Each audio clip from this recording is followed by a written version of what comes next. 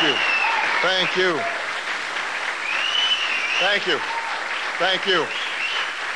Thank you so much. Thank you. Thank you. Thank you so much. Thank you.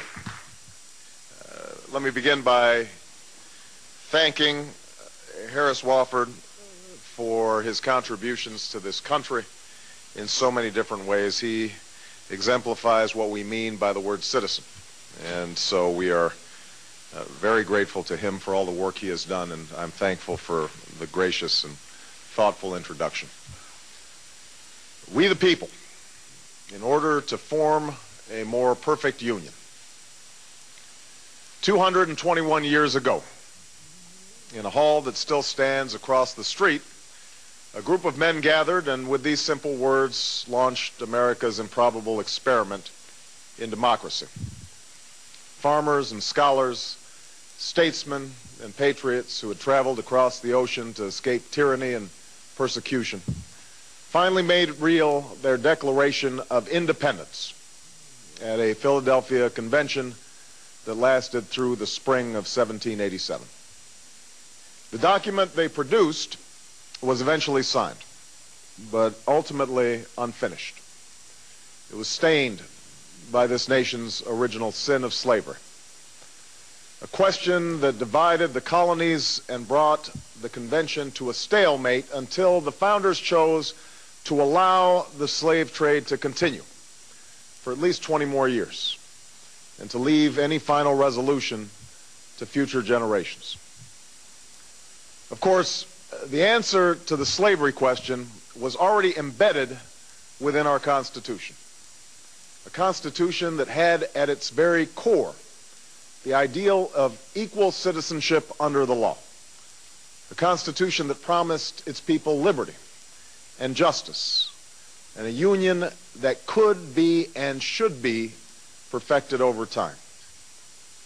And yet words on a parchment would not be enough to deliver slaves from bondage, or provide men and women of every color and creed their full rights and obligations as citizens of the United States. What would be needed were Americans in successive generations who were willing to do their part through protests and struggles on the streets and in the courts, through a civil war and civil disobedience, and always at great risk, to narrow that gap between the promise of our ideals and the reality of their time. This was one of the tasks we set forth at the beginning of this presidential campaign, to continue the long march of those who came before us, a march for a more just, more equal, more free, more caring, and more prosperous America.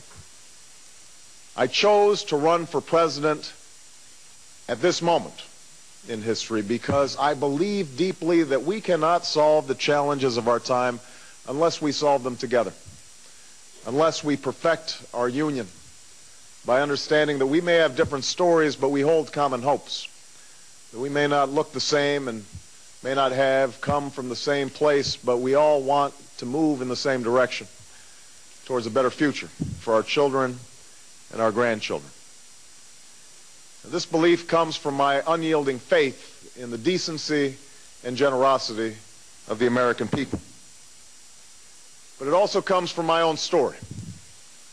I'm the son of a black man from Kenya and a white woman from Kansas.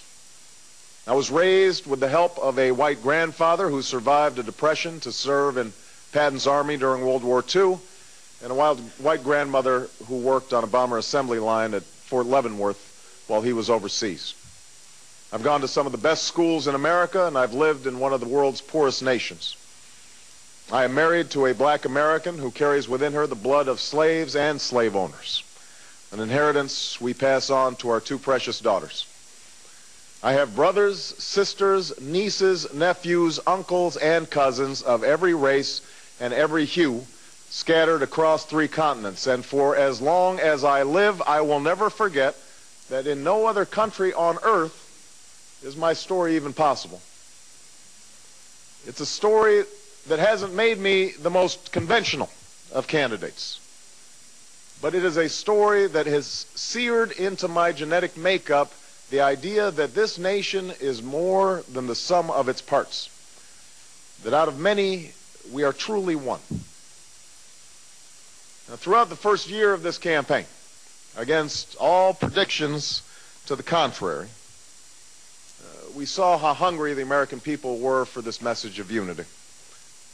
Despite the temptation to view my candidacy through a purely racial lens, we won commanding victories in states with some of the whitest populations in the country.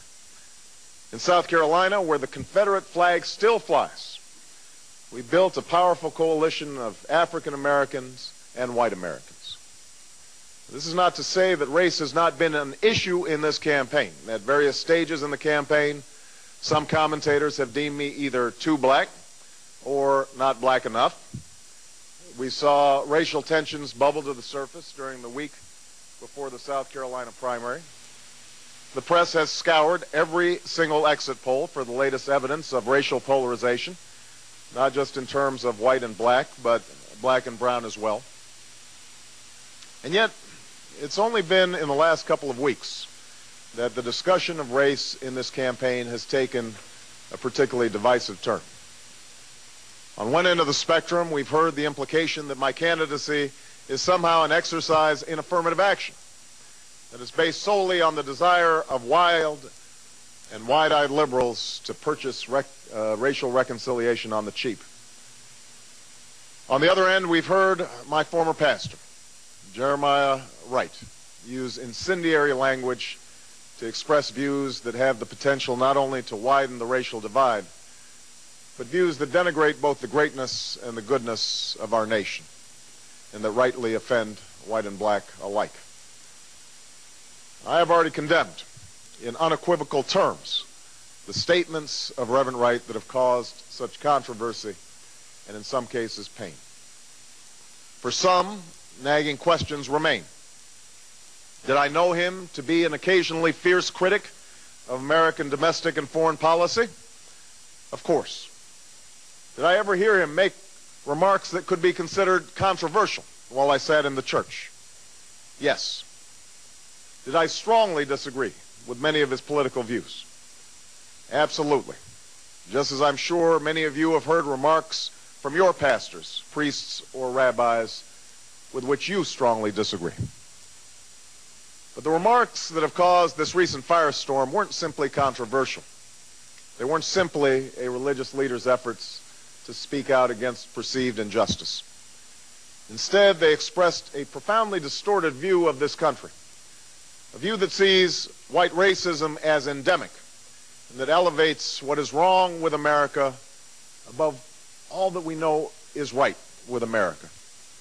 A view that sees the conflicts in the Middle East as rooted primarily in the actions of stalwart allies like Israel, instead of emanating from the perverse and hateful ideologies of radical Islam. As such, Reverend Wright's comments were not only wrong, but divisive. Divisive at a time when we need unity, racially charged at a time when we need to come together to solve a set of monumental problems. 2 wars, a terrorist threat, a falling economy, a chronic healthcare crisis, and potentially devastating climate change. Problems that are neither black or white or Latino or Asian, but rather problems that confront us all.